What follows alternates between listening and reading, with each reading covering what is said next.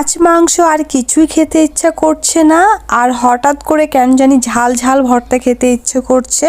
যেই ইচ্ছে সেই কাজ।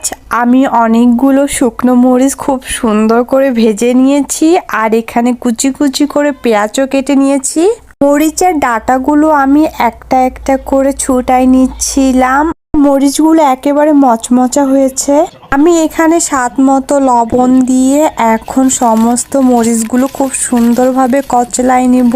আমার মতো কে কে ভর্তা খেতে পছন্দ করেন কমেন্টে বলে যাবেন। যাদের ঝাল খাওয়ায় প্রবলেম তারাই এটা স্কিপ করে যাবেন। এরকম করে এত ঝাল দিয়ে কেউ খাবেন না। সমস্ত মরিচগুলো আমার কচলানো হয়ে গেছে।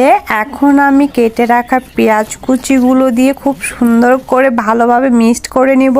গরম ভাতের সাথে এমন একটা ভর্তা থাকলে আর কিছুই লাগে না, অনায়াসে অনেকগুলো ভাত খেয়ে ফেলা যায়। আপনারাও এভাবে বাসায় তৈরি করে খেয়ে দেখবেন, সত্যি অসাধারণ। আমি এখানে ভেজে রাখা শুটকিগুলো এখন দিয়ে দিচ্ছি। শুটকিগুলা ভাজার সময় লক্ষ্য রাখতে হবে যেন অনেক বেশি পরিমাণ পুড়ে না যায়, বেশি পুড়ে গেলে আবার তিতা তিতা করবে।